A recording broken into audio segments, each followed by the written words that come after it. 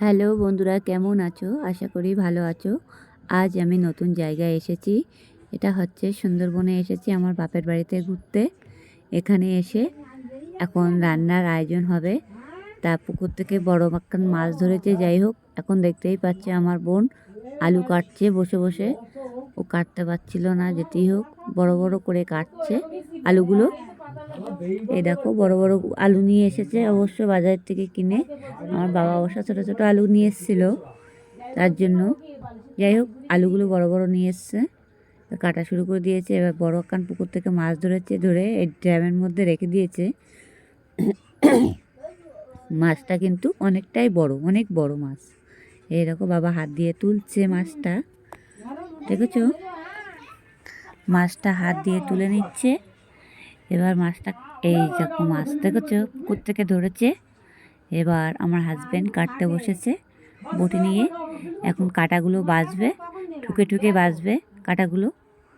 এই যে এবার আমরা এখানে এসেছি অনেকজন, অনেকজন বলতে চার পাঁচজন এসেছি ঘুরতে। সুন্দরবন আমার বাপের বাড়ি। আরেকটু ভেতরে গেলে প্ল্যান্টেশনের পার্ক, মানে এখানে পুরো বাঘ ওঠে অবশ্য। যাই হোক, এখানে আমরা ঘুরতে এসেছি, অনেক দিন আসা হয় না।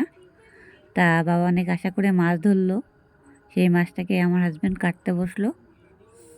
এখন এই ঠুকে ঠুকে কাটছে মাছগুলো। কাটাগুলো ভীষণ শক্ত অবশ্য, ব্যাপক পরিমাণে শক্ত কাটা। পাঙাশ মাছের কাটা তো জানা শক্তই হয়। যাই হোক, আমি আজকে রান্না করব না, আমার হাজব্যান্ড রান্না করবে। সবাই মিলে কেটে কুটে দিচ্ছে। আমার আজকে ভালো লাগছে না রান্না করতে, শরীরটা খারাপ লাগছে। যাই হোক, এরকম মাছটা কি জ্যান্ত লাফালাফি করছে কিন্তু মাছটা। এবার এই যে পুকুর, আমার বাবার পুকুর, এটা বাবার বাড়ি, গ্রাম অঞ্চলের মধ্যে, দেখতেই পাচ্ছ। এই দেখো পুকুরটা। আর এই বাড়িটা হচ্ছে এখনও কমপ্লিট করা হয়নি বাবাদের। আর এই বাড়িতে বাবারা থাকে। এই যে ঘরটা দেখতেই পাচ্ছ, এটা হচ্ছে উঠোন।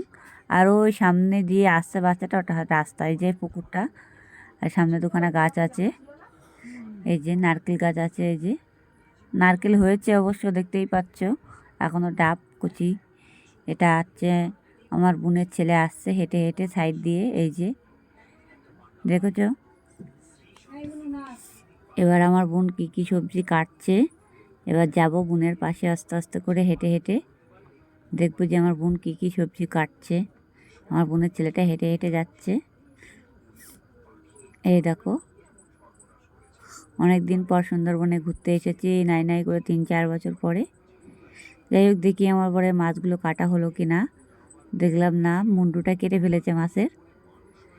এই দেখো, মাছের মুন্ডুটা কাটা হয়ে গেছে। মাছটা খুব শক্ত, বটি দিয়ে কাটতেই পারছে না। আর মাছটা কিন্তু অনেকটাই বড়। এবার দেখো মাছগুলো কেটে নিচ্ছে। মাছটা কাটা হয়ে গেল পিস পিস করে। অবশ্যই মাছগুলো ভালো করে পিস পিস করে কেটে নিল, পুরো দোকানের মতো করে কাটছে। বটি দিয়ে দিয়ে কেটে নিল মাছগুলো অলরেডি। এবার মাছের পেটিটা বার করবে। মাছটা কিন্তু ভালোই তেল হয়েছে, দেখতে হবে তেলটা ভালোই তেল হয়েছে, পুরো খাসির চর্বির মতো তেল হয়েছে মাছটাকে।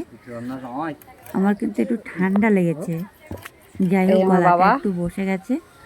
আর এখানে অনেকদিন আসা হয় না তো, জল আবহাওয়া ভালো না, যেতেই হোক। যাই হোক, বাবা দাঁড়িয়ে আছে। এই যে মাছটার পেটে কি তেল হয়েছে, মাছটা কাটা হয়ে গেছে। দেখো মাছটার পেটিতে কি তেল, প্রচুর পরিমাণে তেল হয়েছে। মাছটা জ্যান্ত মাছ তো, মনে হচ্ছে পুরো খাসির চর্বি এরকম মনে হচ্ছে। যাই হোক, মাছগুলো ভালো করে কেটে নেবে। এই মাছটা 4 পিস করবে, তেলালা মাছ। বাঁচাতে গেলে ও থেকে যাবে।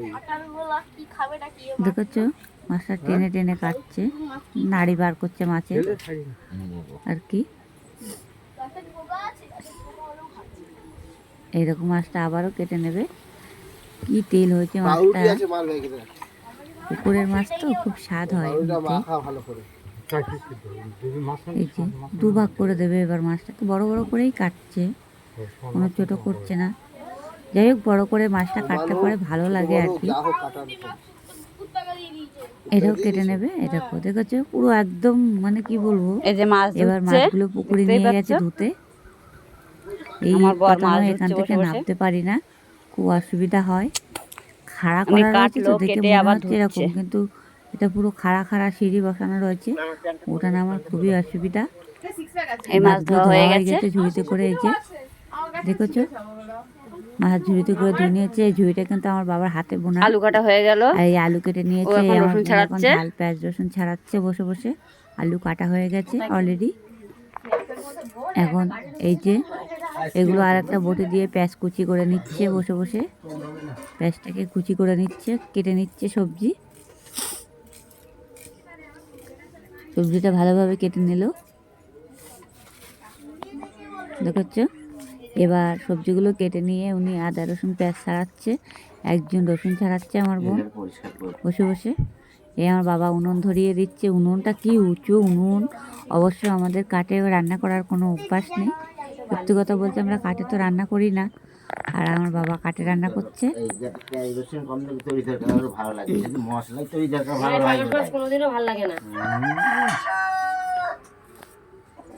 দেখো এ বাবা এখন উনুনে কাঠ ঢুকিয়ে ধরিয়ে দিয়ে এসছে, আর এখানে সবাই বসে আছে।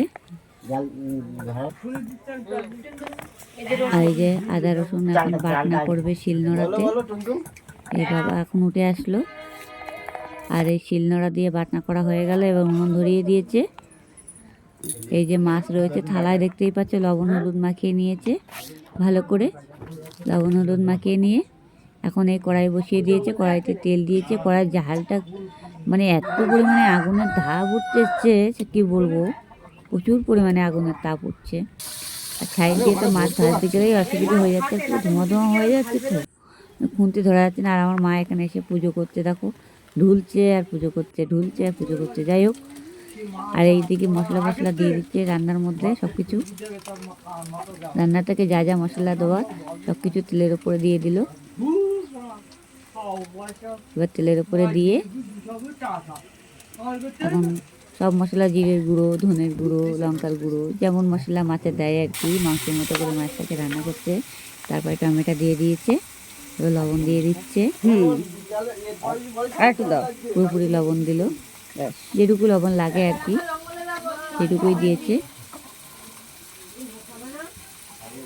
এই দিয়ে দিয়েছে গোলমরিচের গুঁড়ো হালকা। এবার এটাকে ভালো করে কষাই করে নিচ্ছে।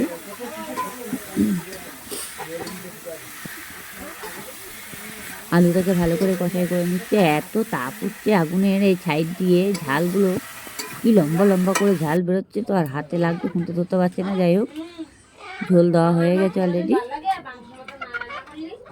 তরকারিতে যেটুকু ঝোল দেওয়ার মতো দিয়ে দিয়েছে। এবার আমার বোন এসে আবার মাছটাকে দিয়ে দিল ঝোলের ভিতরে, ঢেকে দিচ্ছে আবার, এটা ঝোলটা ফুটে ওঠে। সেই কারণে ভালো লাগলে লাইক কমেন্ট করবে, আর সব বন্ধুদের কাছে ভিডিওটা পুরোপুরি শেয়ার করে দেবেন, কেমন?